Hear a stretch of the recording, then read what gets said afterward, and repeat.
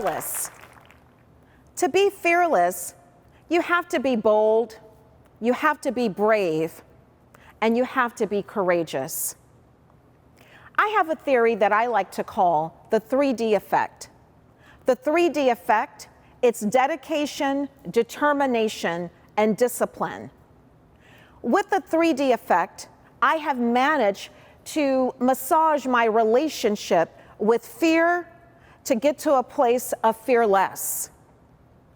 Because keep in mind, when you're fearless, that doesn't mean you're not afraid. Fear and fearlessness are always closely together. It's like a slow dance. It's like a husband and wife. You are always together, walking side by side.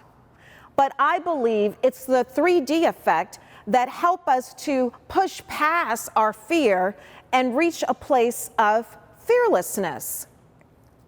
I'm the youngest of 7 children. I was born in Jackson, Mississippi, and at a young age, my family, we moved to California. And I grew up in South Central Los Angeles. Growing up in South Central Los Angeles, our communities were bombarded with drugs, gang violence, and gangster rap. Drive-by shootings were common, unfortunately. So growing up in that type of community and with the love and support of the family that I grew up in, I learned to be fearless at a very young age. Once again, as the youngest of 7, I would often wrestle and play fight with my older brothers. In fact, my eldest brother was a trained boxer. And he would tell me, you gotta be ready to fight, you gotta be tough, you gotta be fearless. So one day, when I was in about the 7th grade, I think I was 11 or 12, and I attended a small Christian school, we had a school bully. Her name was Rhonda. I will never forget Rhonda. This was a Wednesday morning, about 8:45. Now, class started at 8:30, but on Wednesdays, we had to go to chapel before going to class. So I'm standing around with friends inside the chapel waiting for worship to start. And Rhonda walks over to me and she yelled at me and told me to move. She demanded that I move. So I looked at Rhonda and I said, I'm not moving. If you want to get past me, you need to say, excuse me, politely. Rhonda looked down at me because she was a much bigger girl than I was. And she looked at me and she says, if you don't move, I'm going to slap you in your face. And I thought, whoa, oh, this is a good morning. This is a way to start your day, right? And I told Rhonda that I'm not moving. So somehow, or long story short, Rhonda and I end up fighting in the chapel before 9 a.m. We were fighting in the chapel. And of course, my mama taught me better, but here I am fighting in church. The school had a very strict no fighting policy. We were taken to the dean's office, and the dean, before he could start telling me about being disciplined, I stopped him because I told him I refuse to be disciplined today for defending myself. I had every right to defend myself from Rhonda. And that school, discipline meant you were receiving 20 paddles to the backside, you had to pick up trash for a week, and you would be suspended from school for 3 days. I told the dean I refused to be suspended, I refused to be paddled, and I was prepared to be expelled from the school. I believed in my rights. I believed, and I was fearless in that moment, standing up to this bully, standing up to intimidation, and refusing to be disciplined for defending myself. I had every right to protect myself, and I refused to be disciplined. That lesson that day, I will never forget. The dean looked at me and he knew that I meant business. He knew that this was not up for negotiations, so he sent me back to class and he disciplined Rhonda. He didn't even bother calling my parents. When I got home that afternoon, my mom had no idea that I had had a fight in chapel at 8:45 that morning. That lesson taught me that fear and fearlessness is always side by side. And no matter what situation we find ourselves in, we have to learn to push through it. After all, life is like a marathon. I have some experience in participating and running the LA Marathon. And let me tell you, it's not pleasant. It's hard. Every part of your body is sore and protesting. Your knees are warning you that I'm going to give out any moment if you're going to keep this up. Your feet are saying, I didn't sign up for this. Your armpits are often on fire when you're trying to get to the finish line. And that has been a metaphor for my life. Life is like a marathon, and despite the pain, despite the self-doubt, despite the insecurities, we have to push past that place of fear and reach a place of fearlessness.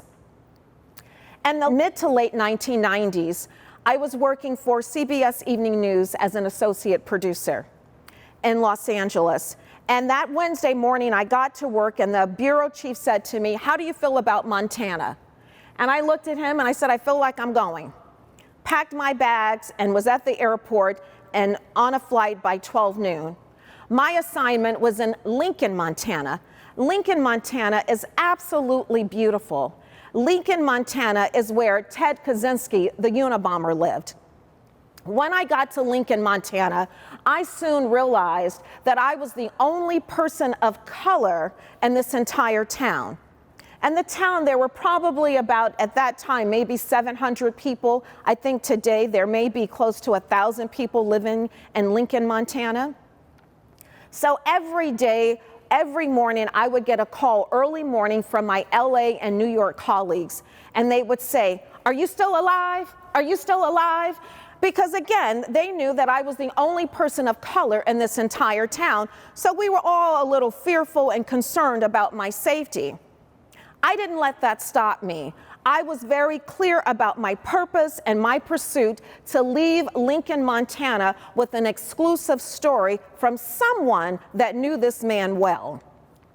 So every morning I would get that phone call, and before leaving my motel room, I would leave fear behind and guard myself with fearlessness, because I was on a mission. Whenever my crew and I would go out to eat, the ordering would go a little bit like this. They would take the cameraman, they would take his order first, then take his wife, who was our sound tech, they would take her order, and then the waiter would just stand there, arms crossed, would not acknowledge me, or sometimes they would start to collect the menus. And I would sit there patiently waiting to place my order. The man would have to say, "This is the producer from CBS Evening News. Would you please take her order?" And then they would take my order. This went on day and night, every single day. And then one day I decided, I'm going to dinner by myself. I don't need them to escort me to dinner and place my order. I'm a fearless warrior. I'm a fearless young girl from South Central Los Angeles. Who's gonna stop me? I'm not afraid. So I went to dinner and I sat myself, and I was sitting there waiting and waiting and waiting and waiting, and no one came over to take my order. I overheard a conversation with the couple sitting at the next booth, and I heard them mention California. So I said, they're from California. So I got up, I invited myself. I got up from my table and sat with them at their table. When I sat down, the gentleman looked at me and he said, "What are you doing here?" I said, "Oh, I overheard you talking about California. I'm from California, and I thought I could just join you for dinner." He looked at me very seriously, and he said again, "What are you doing here?" And I said, "I'm here on vacation. Montana is a beautiful state," and indeed it is. And Lincoln is even more beautiful, so I thought I would just come here to check out Lincoln. He looked at me very sternly. And then I realized, okay, this man is not catching my jokes and he's not appreciating this moment. So I said, "I'm Patricia Wilson. I'm a producer with CBS Evening News. I'm here to learn more about the Unabomber, Ted Kaczynski. Did you know him?" And the guy looked at me and he said, okay. He called the waiter over and told the waiter to take my order. So we had a great dinner and great conversation. By the end of that dinner, when the check came, I said, "Well, please, sir, let me pay for your dinner. This is a work meeting for me. I have to pay for your dinner." He looked at me and he said, No. You can't pay for my dinner. You cannot pay for my dinner." So we were, had this little tug of war going on for a moment. And then I realized, oh, this man is very serious. I cannot pay for his dinner. And he said to me, you should be proud of yourself because you people are really good at marching. You people are really good at marching. He put his finger in my face and he says, I've never met a smart person like you before, so I'm paying for your dinner. So I looked at him and I said, thank you. Earlier that evening, he had mentioned that they were going out for karaoke after dinner. So we're standing outside of this restaurant in a strip mall, and we're standing shoulder to shoulder, just kind of looking straight. And I said to him, I said, let me buy you a drink. Let me join you for karaoke so we can further this conversation. And without turning in my direction, he simply said, you don't want to go where I'm going. In that moment, fear I was riddled with fear all over my body. I then at that moment felt afraid. And just because I had been fearless in the previous hour, that didn't mean that I wasn't afraid. I was fearless in my conversation with him. I was fearless in developing a bit of a relationship with him in that moment. But when he told me, you don't want to go where I'm going, I took that and I looked at him and I said, thank you. Fear, we have to know, it's not always bad. Fear can be a good thing. And I do understand and know at times fear can be paralyzing, terrifying, and can completely take us out of the race. But when we practice the 3D effect, being dedicated, being determined, and being disciplined, and having a tunnel vision, there's nothing that can stop us. So I have always practiced that. I mean, I will fast forward. I'm now working in production, working as a producer.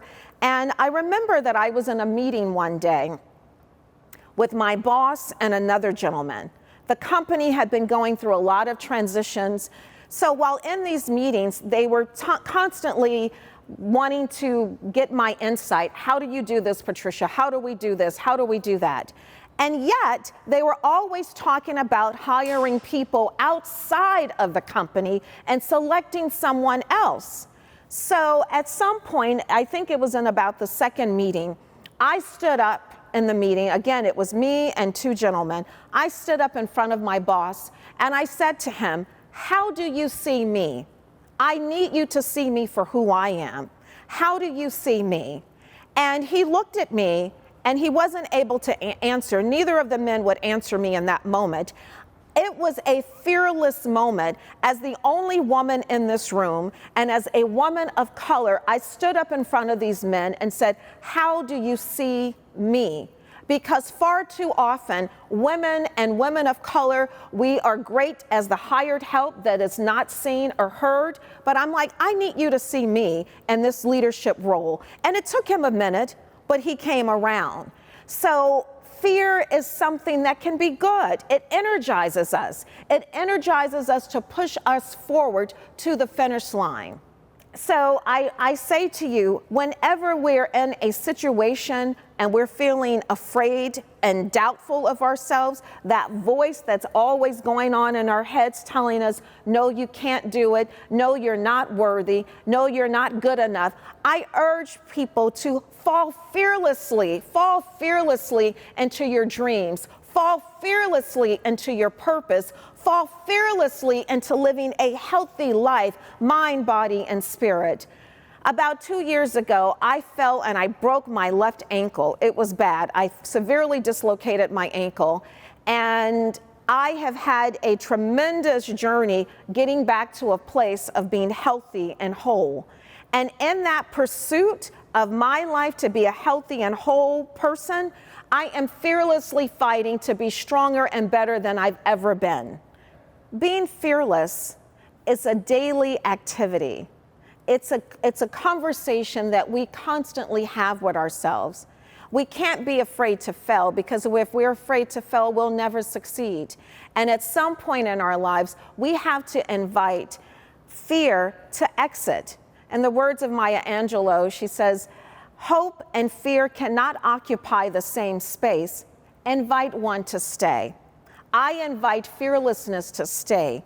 I invite fearlessness to stay in my life and to guide my purpose and my destiny. Thank you.